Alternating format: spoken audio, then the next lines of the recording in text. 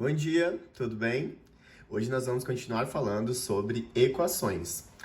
Porque na semana passada a gente já falou um pouquinho sobre elas, visto os formulários que vocês já fizeram, eu percebi que ainda existe muita dúvida sobre equações. Então eu trouxe mais alguns exemplos para a gente fazer junto. Eu peço que vocês prestem muita atenção nesses exemplos e para que vocês possam fazer os próximos formulários. Os próximos formulários dessa semana são avaliativos, então não deixe de fazer com muita atenção e muita calma e cuidado, tá bem? Então, como que a gente pode envolver equações através de problemas, tá? Então a gente vai resolver hoje algumas equações utilizando problemas. Antes disso, eu queria mostrar dois tipos de equações, um com uma variável, que é esse primeiro, ó. Eu tenho dois termos aqui, mas os dois têm a mesma variável, então tem uma variável só. E esse segundo tem duas variáveis, no caso, as variáveis são x e y, certo? Elas continuam sendo equações do primeiro grau, porém com uma variável e com duas variáveis, tá bem? O exemplo 1 fala assim: considere que K indica um número qualquer e represente-o por meio de expressões algébricas. Então aqui a gente tem 6 exemplos e a gente vai traduzir essas frases em expressões algébricas utilizando a letra K como variável, como ele pediu. Então o primeiro fala K aumentado de 16. K aumentado é mais 16, ok? Letra B, K diminuído de 39. Diminuído é menos, então K menos 39. O triplo de K, lembra, o triplo é 3 vezes K. A metade de K, posso escrever como K em forma de fração, né, K meios, ou com o símbolo de divisão, K dividido por 2. Em formato de fração é o que a gente mais utiliza na hora de resolver equações. O quadrado de K. O quadrado lembra de potência e quadrado é 2, então K elevado ao quadrado. E aqui o dobro de K mais, porque está falado somado com 57. Então 2K, o dobro de K, mais 57, ok? O exemplo 2 é para completar uma tabela, para que a gente tire as incógnitas e separe primeiro de segundo membro.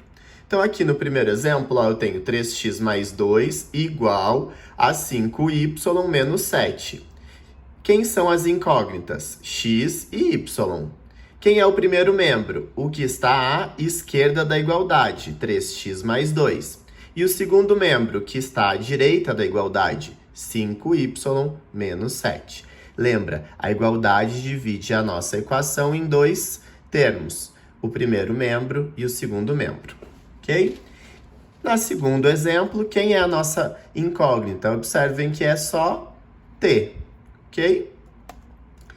E quem é o primeiro membro? T ao quadrado menos 1 e o segundo membro, 7t mais 2. Terceira linha, as incógnitas são m e n, ó. E o primeiro membro, m mais 2n, e o segundo membro, 5 menos 4m. Quem são as incógnitas? Nesse caso, só a. Primeiro membro, 10a menos 3, e o segundo membro, só 7a. Aqui, quem são as incógnitas? Cuidado, ó, P e Q são letras diferentes, então, P e Q. Primeiro membro, 4p menos 3, e o segundo membro, Q mais 1. Ok? Tranquilinho, né? Exemplo 3. Então, marque um x nas equações com uma incógnita e 2x nas equações com duas incógnitas. Na letra A, tem quantas incógnitas? Apenas o x. Então, marquei um x só. Na letra B, tem quantas incógnitas? Também tem só uma, ó, só x também. Na letra C, tem duas, x e y. Na letra D, de novo, x e y. E na letra E, só tem x, ó, só x, então só um x. Ok? Tranquilo também, né? Exemplo número 4. E aí eu trouxe um problema, e esse é um problema que a gente vê muito cair em prova, principalmente nas provas até de concurso, provas que vêm lá da Secretaria de Educação ou do MEC, sempre tem uma equação, uma questão dessas. Então fala assim, existem dois números inteiros e consecutivos com soma igual a 303. Que números são esses? Como que eu vou descobrir se eu não sei nem qual número é? Então a primeira coisa é, o primeiro número eu não sei, então x. Como falou em consecutivo inteiro, quem é o consecutivo do próximo número? Eu sempre somo mais 1, não é? Olha só, se eu pensar que o primeiro número é 1, quem é o consecutivo dele? 2. Eu somo 1 mais 1, 2. Se eu pensar que o primeiro número seria 50, quem é o consecutivo dele? 51. Então, 50 mais 1. A partir disso, eu consigo montar a minha equação. Olha só. Eu tenho que o primeiro número mais o consecutivo dele é igual a quem? 303. Tirei os parênteses só, ó, x, aqui eu só tirei os parênteses, não fiz mais nada na segunda linha. E na terceira linha eu já somei os termos semelhantes, x mais x, 2x, e passei esse mais 1 para o outro lado, subtraindo. E aí, eu tive 2x igual a 302, que eu subtraí 1 daqui. Esse 2 está multiplicando, ele passa para o outro lado, dividindo. Então, eu tenho que x, que é o meu primeiro número, vale 156. E ele perguntava que números são esses. Eu já descobri o primeiro número, 156. O segundo número, eu vou fazer o quê? Somar mais 1, é o consecutivo dele, é o que vem logo após. Então, 156 mais 1, 157. Então, o meu segundo número, o consecutivo, 157. Se eu somar esses dois números, eu vou obter o 303. Ok? Exemplo de número 5. Considere que as balanças a seguir estão em equilíbrio. Determine o peso de cada lata. Então, olhem aqui, tem 3 exemplos. Na primeira balança, ela está em equilíbrio, tem uma única lata e do outro lado 60 gramas. Então, obviamente, né, essa lata só pode valer 60 gramas, visto que a balança está em equilíbrio. Na letra B, olha só, eu tenho de um lado a lata, 3 gramas, e do outro lado 50 gramas. O que eu vou fazer? Se eu tirar essas 3 gramas daqui, eu não vou descobrir o valor da lata. Então, se eu tirar daqui, eu também tenho que tirar desse lado da balança. Então, 50 menos 3, 47 gramas vale essa minha lata. Ok? A letra C já tem mais elementos, ó. Então, eu tenho 3 latas iguais, mais 20 gramas, mais 20 gramas, e do outro lado, 70 gramas.